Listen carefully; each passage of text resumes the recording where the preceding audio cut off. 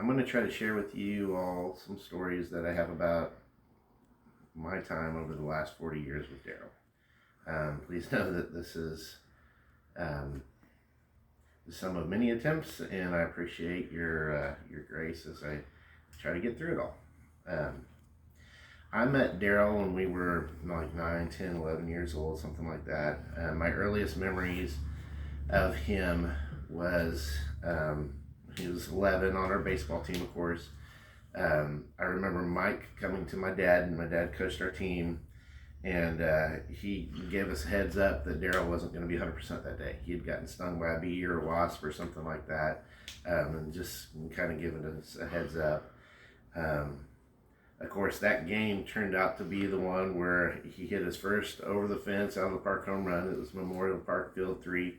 Daryl was a shy, quiet kid, and didn't say much, but his grin was enormous as he rounded the bases, and I swear that it stayed there for 2 weeks. Over the next several years, we became great friends from playing baseball on the many teams where our teams had crazy success. We had so much fun. But also, he'd just being friends. He'd come over to my house and we'd catch crawdads in the creek, or we'd play 500 or hot box in the street with the neighbor kids.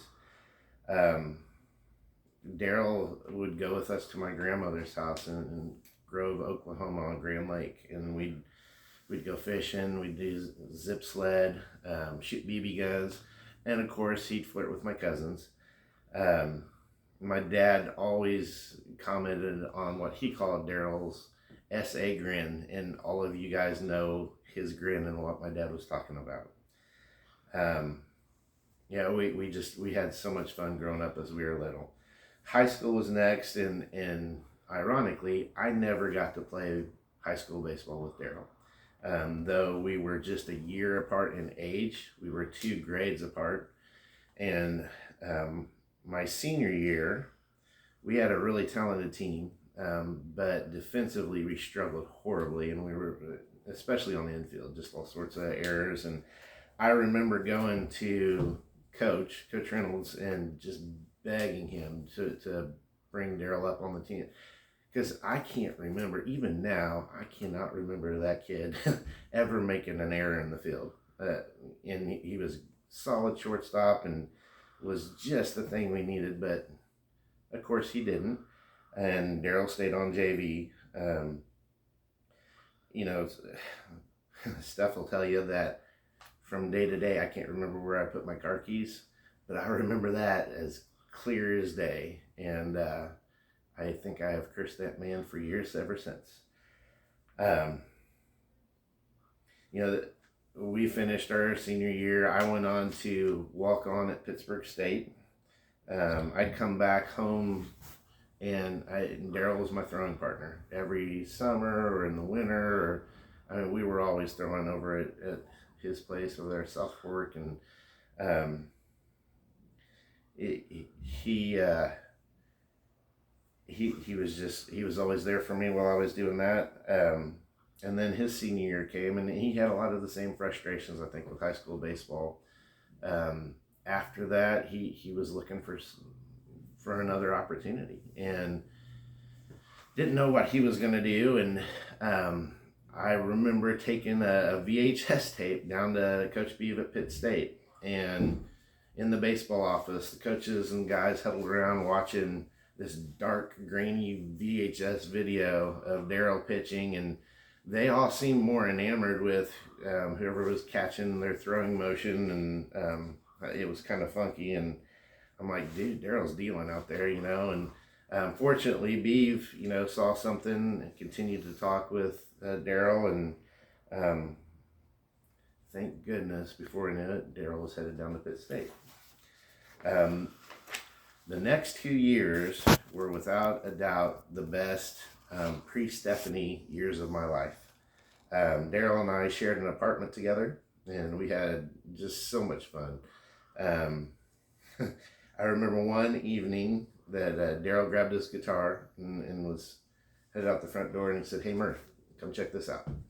And he puts the tailgate of his truck down, he climbs up on there and starts playing and starts singing. And our apartment complex was right next door to a sorority. So sure enough, a couple minutes later, out comes a girl, and she gets in the parking lot. She stops, turns around, and goes right back in. And then, I don't know, a minute or two later, one of the windows of the sorority opens, and then there's two heads peeking out, just watching and listening to Daryl and smiling and giggling. And then, a couple minutes later, another window opens, same thing. And I look over at him, and he just gives me one of those with his little essay grin, and I'm like, I just went back inside. I mean, what do you do? He's killing me. Am I going to go grab some maracas and go join him? That was Daryl. I remember his freshman year, when after his first win, we sat down in the living room and we're watching TV, and we're waiting for KOAM, the news, to come on so they get to the sports part and they talk about the game. So they finally got to it and showed the highlights, and then there's the box score, and the winning pitcher was Darley, Darly Cronk. And I just felt so bad for Daryl, because it was like, it was such a big deal, and he's like, oh. And still, proud of him, but I just felt so bad. And then I doubled down and made the biggest mistake, and I told my dad. And I don't think for the rest of his life that my dad ever called him Daryl ever again. It was always, "Hey, how's old Darley doing?" Or, what's Darley up to these days? The next year, 97, was my senior year, and we had worked so hard together and were so excited for that season. What was so cool, the media guide that year, it had a section where it talked about, previewing the season upcoming, and it said, Pitt State will look for big things from right-handers Daryl Cronk and Kevin Murphy this season. The Belton Missouri duo could assume the number 1 and number 2 starters roles this season. That was so cool for us to go from, for me, walk on, and for Daryl where he was at, to go from that to, having such a big role on Pitt State's team was awesome for us. And we carried that on into just throughout the whole season. There was one point, it was pretty late in the season, both he and I were tied with somebody at Central for the lead in victories in the MIAA. That season was awesome. We ended up, at one point, we were ranked 13th in the nation. We beat Missouri State in Springfield. And, Daryl, we finished with a 39-18 record. That was the best in school history. Daryl got all sorts of awards, including, D2 All-American. And for a guy that I looked at like a little brother, I was so happy and proud of him. It was by far one of the best, happiest times of my life. During that time at Pitt too, I'd actually talked Daryl into helping me coach. I'd actually started coaching in 91 before my senior year of high school, which is crazy because now in our 40s, I'm actually coaching kids of kids I've coached, which is nuts. And Daryl and I had talked about how crazy that is, but since we got started so young,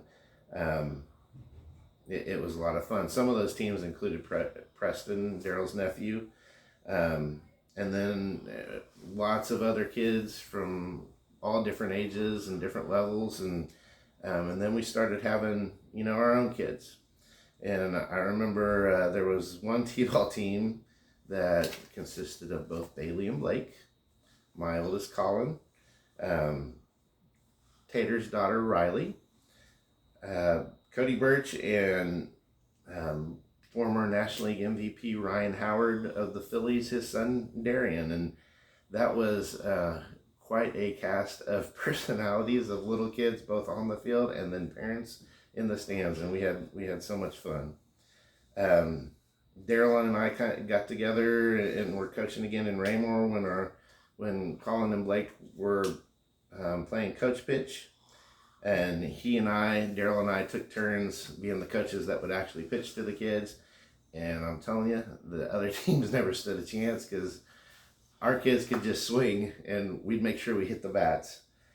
Our love of coaching had connected us through the years, and though it took Daryl on a little bit different path towards the higher levels, and I stayed more the youth side. We still were in contact all the time, and just involved very much in what each of us was doing. I can remember the day that he got the Avila job. Oh my gosh, I was so happy and proud of him. I'll always be a gorilla, but that day, my new favorite team was the Eagles. And I was going to, cheer, help, do whatever I could to see him succeed, because what a great opportunity. There was one day during that first year, I know he was pretty limited on budget for assistant coaches.